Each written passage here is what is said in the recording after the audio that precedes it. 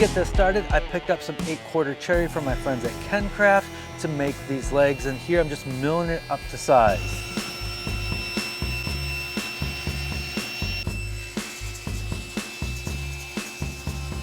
We have all 4 pieces cut. I have put tape on the outside portion of each one of these legs because we are going to cut 2 tapers, and this is just going to make things less confusing. So these 2 pieces of tape represent the outside of this leg and the outside of this leg, and so on. If this project seems familiar, I made this about 5 years ago, and in that video I said I was going to make plans. I never did. So this time I'm remaking it with plans, and in this video you might recall the infamous hot dog inlay on the top there. There will be plans that will go along with this video. This is one outside, this is one outside, and I want to taper here, and I want to taper here. From the top, measure 4 inches. And we're going to lose this part right here, so I want to measure 1 inch from this edge here with the big awkward ruler. Then I'm going to connect those 2 lines. Now I'm going to take the board and I'm going to rotate it 1 time this way and do the same thing. Measure 4 inches here and then 1 inch from here. This is our waist, and this is our waist. If you've made a tapering jig or you've purchased one, you can go ahead and do that, but I'm going to show you today how to do it without the tapering jig. So I have my line on here, I have my waist piece, and I have a board that is the width of the blade and the fence. You can just move your fence up and kind of nudge that up there.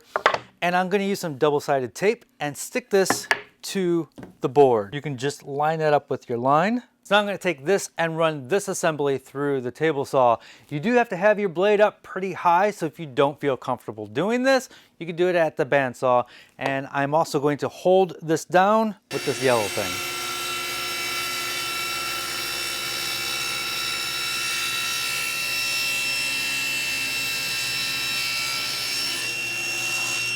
Now we can take the board off.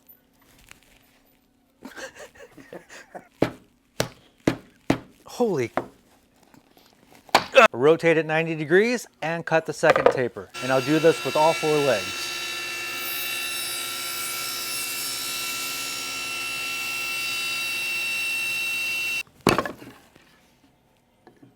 Next, we're going to cut the 4 aprons for this table. This table is square, so all 4 aprons are of equal length. This is going to be the front, which is actually going to be the drawer. So I'm going to set that aside, and I'm going to take the 2 side pieces and the back pieces and rip them to width.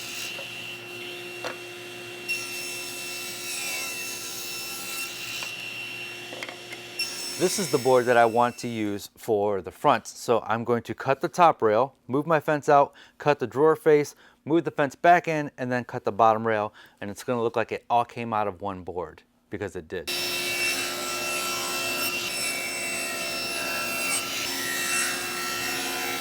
This is something that I didn't do the last time I made our shaker table, is put a little bead along the bottom. This is purely decorative. You don't need to do this. I just thought I'd give it a try this time around. So I have a bead bit mounted in my router table, and I'm going to put that little decorative element along the bottom of all my pieces. We are going to assemble this table with pocket hole screws. Obviously, the shakers did not use pocket hole screws in their joinery. Today we're going to use pocket hole screws because this is accessible to a large audience. Lots of people can do this. It simplifies the plans. If you want to make this and you want to do a mortise and tenon, go right ahead. Woodworking is a very personal journey. It's whatever you want to do that is most satisfying to you. Today, pocket holes for the win. The centerpiece of this jig is this guy right here, which guides your drill bit at an angle. It uses a special drill bit made just for this joinery, made just for these pocket hole screws. So I will throw the board in here, clamp this down,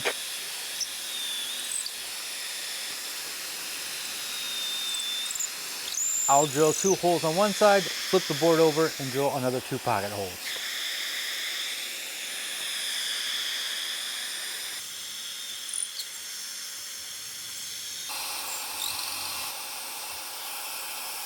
So now I want to attach the legs to the apron like this, and I want to use glue and screws, but I want the apron to sit back 1/4 of an inch so there's a little shadow reveal right there. So I have two 1/8 inch pieces of plywood sitting on my bench. I can then set this on top of that, making sure I have my outside out, laces out. Laces out.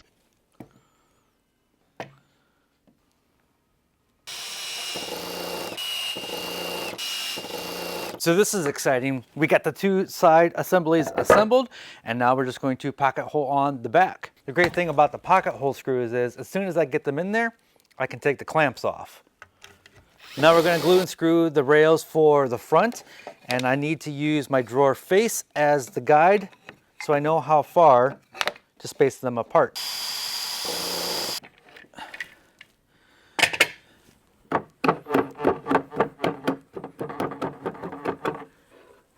Obviously, we got a little work to do on sizing that drawer.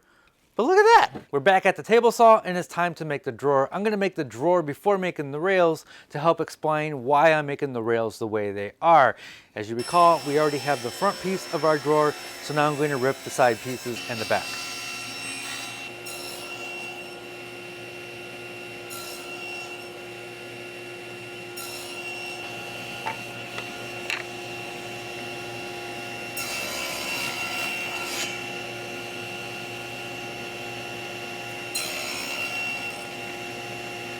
So we have our 4 pieces for the drawer. We got a nice rabbet in the front and the back. So now I need to cut a groove along the bottom of all the pieces to hold a plywood bottom.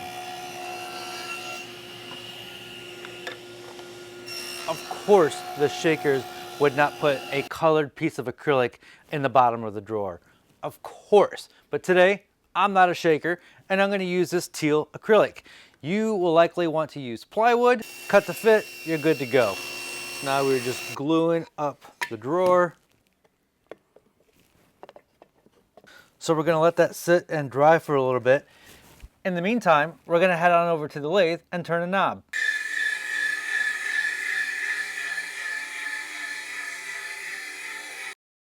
We're back over to the drawer. We're going to reinforce these joints with a walnut dowel. We got to get past this part right here, so we got to go pretty deep, about 1.5 inches. So you want to make sure you're not going to bust out the side. Fill the holes with some glue. I got this flush trim saw, and you can see I use it for this all the time. It's got glue marks on there. You can replace the blades. This is perfect for this situation. And you have to try to catch this before it falls.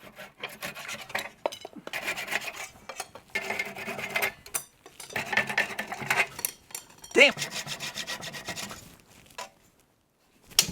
I am just using a pocket hole screw to attach this. Drawer is all done.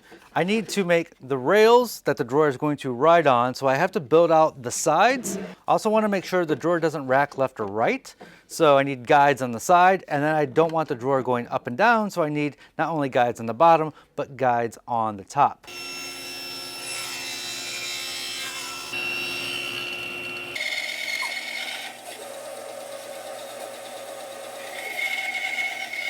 So while we are working on the rails for the shaker table, I'd like to tell you about today's sponsor, and that is Squarespace. With Squarespace, you can make a website fast. I'm talking within hours. It's that easy. They have award-winning templates and 24/7 customer service. You got a question? Just head on over to the website. With Squarespace, you can create a store, you can sell your products, you can show off your woodworking, you can even host your podcast. If you don't have a podcast, are you even a woodworker? You don't need to have any knowledge of website programming. If you know how to browse the internet, you already know how to make a website with Squarespace. I've already mentioned their award-winning templates. Let's say down the road you want to change the look of your website. All you got to do is just pick a different template. It updates the entire website. You want to change your colors? You do it with one single click. It is that easy. Visit squarespace.com, and when you are ready to launch, visit squarespace.com/makesomething for 10% off your first purchase of a website or domain. Thank you, Squarespace. Now let's finish up this table. I'm going to glue in these rails with wood glue and the Gorilla CA glue. The CA glue will dry really fast and act as a clamp. so I can move on to the next step without waiting for the wood glue to dry. We have the bottom rails glued in there, and that rides on top of that, but it wants to rack back and forth. So we need to add some more supports on the side to guide the drawer all the way to the back. I want to keep the drawer from tilting down like that. So I'm gonna add one more rail up top. So typically I would have to glue up a bunch of boards to get the width that I want, but it just so happens I have one that is wide enough. So I'm going to cross cut it here and then flip it and then glue those two pieces together, and I should get a perfect grain match.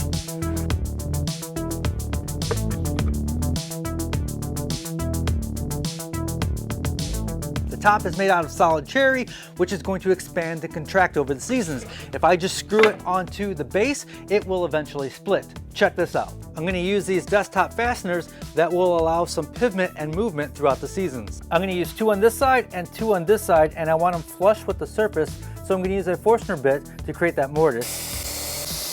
Once I drill out that mortise, I can screw them into place.